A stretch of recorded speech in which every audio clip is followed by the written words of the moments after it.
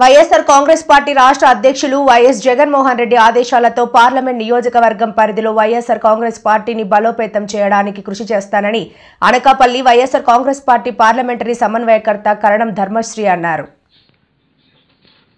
అనకాపల్లి జిల్లా వైఎస్ఆర్ కాంగ్రెస్ పార్టీ కార్యాలయంలో ఏర్పాటు చేసిన మీడియా సమావేశంలో అనకాపల్లి పార్లమెంటరీ జిల్లా సమన్వయకర్త కరణం ధర్మశ్రీ మాట్లాడుతూ వైఎస్ జగన్మోహన్ రెడ్డి ఆదేశాల మేరకు పార్లమెంట్ పరిధిలో ఉన్న 7 నియోజకవర్గాల పార్టీ అభివృద్ధికి కృషి చేస్తానని అన్నారు. మాజీ ఉప ముఖ్యమంత్రి బూడి ముత్యాల నాయుడు, మాజీ మంత్రి గుడివాడ అమర్నాథ్ల సహకారంతో పార్టీని ముందుకు తీసుకెళ్తానని తెలిపారు. నా ఇష్టపూర్వకంగానే అనకాపల్లి పార్లమెంటరీ పార్టీ సమన్వయకర్తగా వచ్చానని తెలిపారు. వైఎస్ఆర్ కాంగ్రెస్ పార్టీలో ఎవరైనా మాజీ ముఖ్యమంత్రి వైఎస్ జగన్మోహన్ రెడ్డి అడుగుజాడల్లో నడుస్తామని తెలిపారు.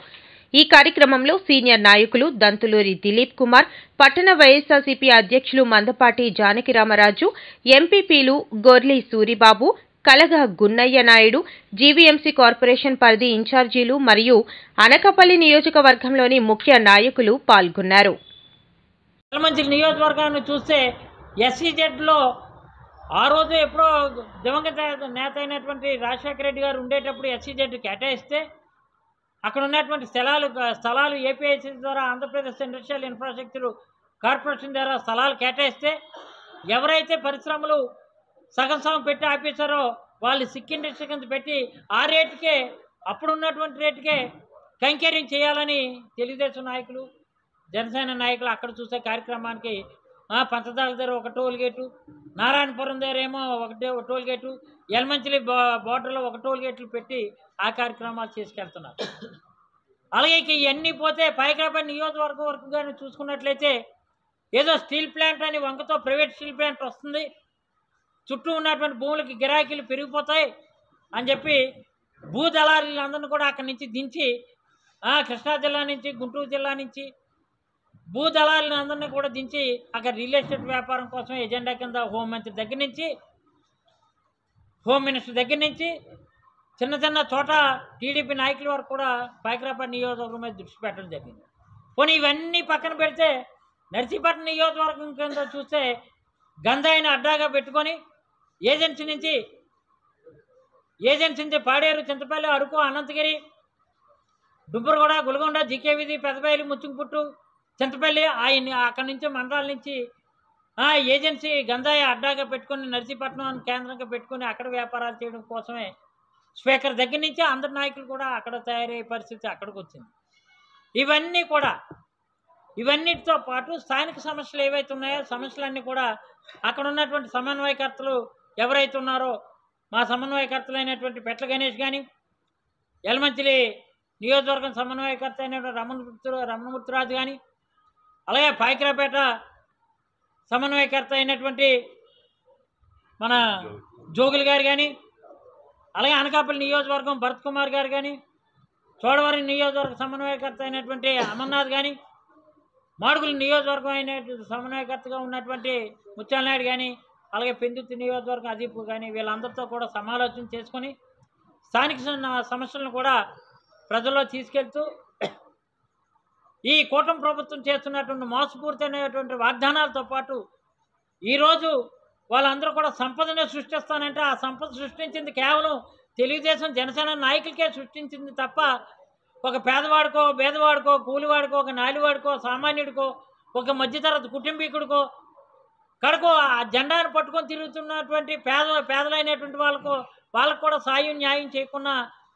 వాళ్ళ అధికారాన్ని అడ్డంగా పెట్టుకొని చేస్తున్నటువంటి కార్యక్రమం ఆ రోజు 2,78,000 కోట్లు ఖర్చు పెట్టి జగన్ సంక్షేమాన్ని ఖర్చు పెట్టి జగనే అధికారంలోకి రాలేనప్పుడు మనం ఎన్ని సూపర్ సిక్స్లు అమలు చేస్తే మాత్రం మనం అధికారంలోకి వస్తామా? ఇంకా రాము కాబట్టి మనం ఎందుకు అమలు చేయడం? మన జేబులు నింపుకొని మన తెలుగుదేశాన్ని నమ్ముకున్నటువంటి బడాబాబులు ఎవరైతే ఉన్నారో బడాబాబులకి సంపద సృష్టించే కార్యక్రమానికి మనం బాధ్యత తీసుకొని ముందుకు అడుగులేస్తే మంచిదనే ఒక ఎజెండాతోటే ఈ కూటమి ప్రభుత్వం ముందుకు వెళ్తుందో తప్ప ఒక ఆంధ్రప్రదేశ్లో ఉన్నట్టు తెలుగు వాళ్ళ తాలూకా తెలుగు ప్రజలు ఎంత నమ్మకంతో 164 సీట్లు ఇచ్చారో ఆ 164 సీట్లు ఇచ్చినటువంటి ప్రజలకు నమ్మకాన్ని ఉమ్ము చేయకూడదు అనే సంకల్పం వాళ్ళకి లేదు. అందుకనే ప్రధానమైనటువంటి ప్రతిపక్షంగా కానీ లేదు, వైఎస్ఆర్ కాంగ్రెస్ పార్టీ లక్ష్యం పేదవాడు చల్లగా ఉండాలా, వైఎస్ఆర్ కాంగ్రెస్ పార్టీ జెండా మోసుకున్నటువంటి కార్యకర్త కూడా పోరాటమే పరమావధిగా ముందుకు వెళ్తూ కూడా ఇది పోరాటంతోనే ముందుకు ఈ పార్టీ పుట్టింది. పోరాటం వచ్చిన తర్వాత అందరినీ సమానంగా చూసింది, సమానంగా చూసి తర్వాత ఆ పార్టీ ఈ పార్టీ అని కాకుండా అందరికీ న్యాయం చేసింది. ఇంకా అలా ఎట్టి పరిస్థితుల్లో కార్యకర్తల అభిప్రాయం మేరకు, అలాగే నియోజకవర్గ స్థాయిలో ఉన్నటువంటి నాయకుల అభిప్రాయం మేరకు వాళ్ళందరినీ మాట పరిగణలో తీసుకొని ముందుకు అడుగులు వేస్తాం. ముందుకు అడుగులు వేసి ఈరోజు సముచిత స్థానాన్ని జెండా మోసినటువంటి వైఎస్ఆర్ కాంగ్రెస్ పార్టీ కార్యకర్త ఎవరైతే ఉన్నారో వాళ్ళకి సముచిత స్థానాన్ని నిలబెట్టే బాధ్యత, వాళ్ళ గౌరవాన్ని పెంచే బాధ్యత, వాళ్ళ గౌరవంతో పాటు స్థానికంగా వాళ్ళు పార్టీ పరంగా వాళ్ళకి మరింతగా బలపడే బాధ్యత వైఎస్ఆర్ కాంగ్రెస్ పార్టీ తీసుకుంటుందని పార్లమెంటరీ పరిశీలకుడిగా నేను గట్టి భరోసా మీ పత్రికాముఖంగా పత్రికల ద్వారా మీకు మాట ఇస్తూ, ఆ మాట ప్రకారమే పార్టీ బలోపేతం కోసం సమిష్టమైనటువంటి బాధ్యత తీసుకొని పూర్వవైపుని తీసుకురావడం కోసం మనందరం కూడా సమిష్టి కృషి చేయాలని, అందులో తొలి సమావేశం పత్రికా సమావేశం అనకాపల్లి పార్టీ కార్యాలయం నుంచే ఇది శ్రీకారం చుట్టాలి అనే ఉద్దేశంతో ఈరోజు మిమ్మల్ని అందరినీ ఆహ్వానించడం జరిగింది. ఇక్కడికి వచ్చినటువంటి ప్రతి ఒక్కరు కూడా మరొకసారి మీ అందరూ కూడా ప్రత్యేకమైనటువంటి అభివందనలు తెలియజేసుకుంటూ, ఈ విషయంపై ఎల్లుట 31వ తారీఖున ఉదయం 10 గంటలకల్లా కసింకోటలో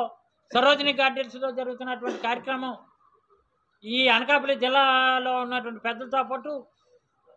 మన విశాఖ మేయర్గా ఉన్నటువంటి కుమారి గారు కానీ, లేదు సుభద్ర గారు, జిల్లా పరిషత్ చైర్మన్ సుభద్ర గారు, ఎమ్మెల్సీలు,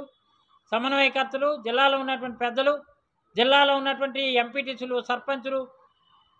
ఎంపీపీలు, జడ్పీటీసీలు, ప్రజాప్రతినిధులు, మాజీ కోఆపరేటివ్ సొసైటీ అధ్యక్షులు, సీనియర్ నాయకులు అందరూ కూడా పాల్గొనే కార్యక్రమం విజయవంతం చేయాలని పత్రికాముఖంగా పిలిపిస్తూ, ఈ విషయంపై మన రాష్ట్ర వైఎస్ఆర్ కాంగ్రెస్ సెక్రటరీ అయినటువంటి బొడ్డేటి ప్రసాద్ని 2